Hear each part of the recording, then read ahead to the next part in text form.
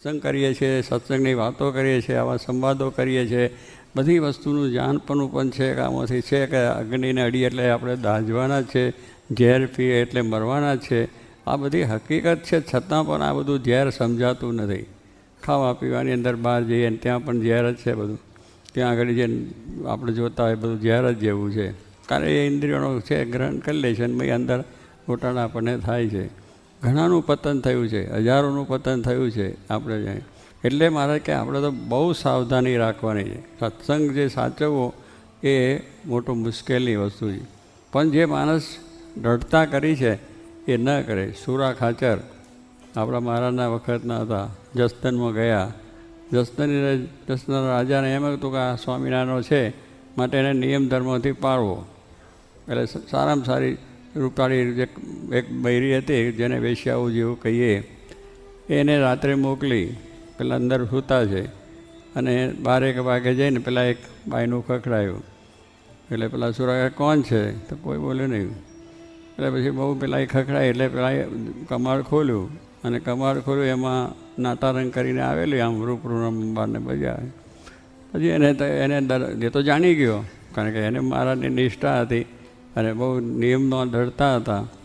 એટલે એને અને દરબાર હતા એટલે પોતાની તલવાર તો સાથે જ હોય. એટલે પેલાને કહ્યું છે આ ખબરદાર જો અહીંથી આગળ પગ મૂક્યો છો ને મસ્તક ઉડી જશે. અહીં અમારી અંદરમાં પગ મૂક્યો છે તારું મસ્તક ઉડી જશે. તલવાર બતાવી દીધી, પેલી નાહી ગઈ. કેમ કે માણસ છે તે પાછું દરબારના તરફથી આ બધું કમ્પાઉન્ડ થયેલું. આ કમ્પાઉન્ડો ચાલે છે ને એમ લોકો પૈસાને પૈસાની પૈસા આવી રીતે તમને લલચાવ, આવી રીતે તમે ફસાઈ જાઓ છો. પણ સુરો ખાચર ન નમ્યા અને ન થયું. શ્રીજી મહારાજ ત્યાં ગઢડે ગયા, ઊભા થઈને બેઠા કે ખરેખર તમે અમારા સાચા ભક્ત, ધન્ય છે તમને. કે આવા પ્રસંગે તો ગમે તે હોય થાય, રાત છે, એકલા છે, ત્યાં કોઈ માણસ નથી, કોઈ વસ્તુ નથી, કોઈ નથી, કોણ જોવાનું છે એમ થઈ જાય. પણ એને કંઈ નહીં, કારણ મહારાજની મને આજ્ઞા છે કે મારાથી આ ન થાય. એવી રીતે આપણે સમજવું જોઈએ તો આપણો ધર્મ સચવાય, આપણા નિયમ સચવાય, આપણી ભક્તિ સચવાય. પણ ન સચવાય જો આવું ના જાણપણું રાખીએ તો. એટલે મહારાજે કહ્યું ક્યારેય કુસંગ કરવો નહીં. શ્રીજી મહારાજે વચનામતના પ્રથમના 18માં પણ વાત કરી.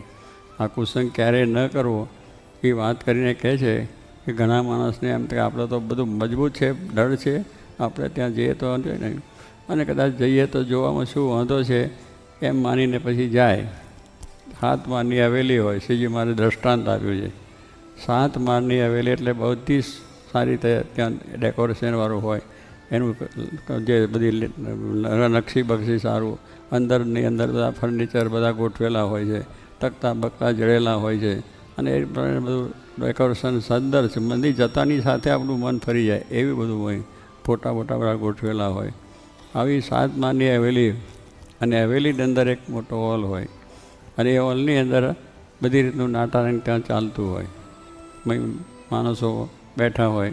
વિષય માણસ એને કહેવામાં આવ્યા છે કે એને વિષયમાં આસક્તિ છે એવા જ ત્યાં જઈને, જે નાટારંગમાં કોણ જાય એવા જ વિષય માનનારા હોય જ જાય. એટલે બધા વિષય બેઠા હોય. પછી બેસ્યાઓ થાય થતી હોય, બધી રીતના જલસા થતા હોય. દારૂનો બાટલો પડ્યો હોય, પેલો ઉઠાવીને પીવે, પેલો એને પાય, પેલો એને પાય, અને પેલા વેશ્યાઓ થઈ નાચતી હોય. એટલે પછી જ્યારે એક બાટલો પીએ એટલે પછી ચક્કર થાય કે ન થાય, પછી ભાન ભૂલે બધો. પછી એ ઊભો થઈને વેશ્યાના ગળામાં હાથ નાખીને એ નાચવા માંડે.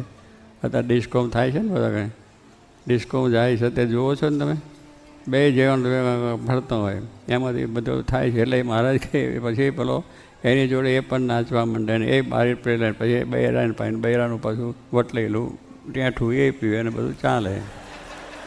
કારણ કે એમાં ખબર નથી પડતી કે હું કયા રસ્તે જયો. કે મહારાજ કે એવું બધું હોય. હવે એવા વખતમાં એ વાતાવરણની અંદર ગમે એવો દ્રઢતાવાળો હોય, મારે દારૂ પીવો જ નથી, ખોટી કલ્પે, અને પીધોય ના હોય, પહેલેથી સત્સંગના નિયમ એટલે પીધો પણ ના હોય, પીવો નથી એવો પણ નિશ્ચય હોય. ભાઈ એમને થયું કે જ્યારે આવું છે, પેલા નહીં કે મેં કહ્યું ને કેશનો જોવા ગયા, જોવામાંથી ભાઈ અંદર બેઠા. એટલે કોઈને એમ થાય કે આમાં જોવામાં આપણે શું વાંધો, જોવામાંથી કંઈ ઓછું કહી જાય. કેટલાકને આપણે જોવામાંથી કંઈ ઓછું, આપણું મન મક્કમ હોય તો કશું ના થાય.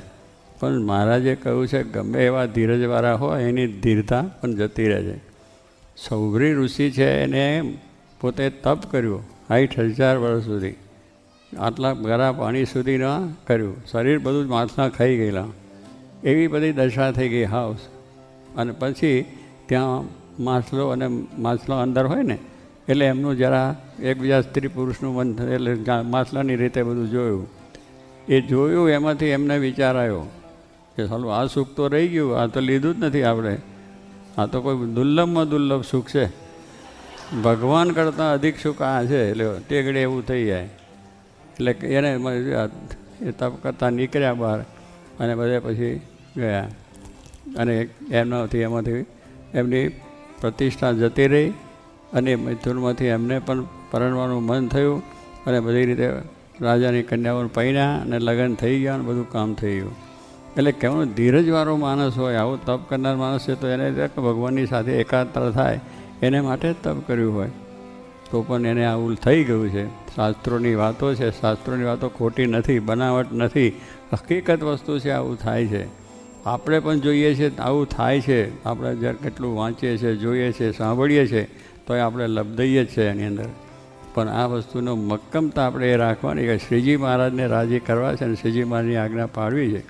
તો સ્વામી કહે છે એવો ધીરજવાળો હોય, મક્કમતાવાળો હોય, પણ વાતાવરણમાં જાય એટલે થઈ જાય. દારૂડિયા બેઠા હોય એમાં તમે જાઓ તો તમે બાટલી પીતા થાઓ, જુગારીઓ પાસે જાઓ તમે થઈ જાય, આવા ભ્રષ્ટાચાર કરતા હોય તો પણ તમે એમાં લપ થઈ જાઓ.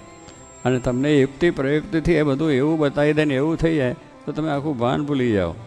અત્યારે તો એવી છે ને અમથું કંઈક તમારા ઉપર આમ કરી આપે એમાં તમારું ભાન ભૂલી જાઓ. ખરે એ માણસો એવા હોય છે કે તમને કઈ રીતે ફસાવવા, કેવી રીતે તમારી પાસે પૈસા પડાવવા, આ બધું છે. એટલે આ બધો કુસંગ છે, એને ઓળખી રાખો, જાણી રાખો અને ડરતા કરો.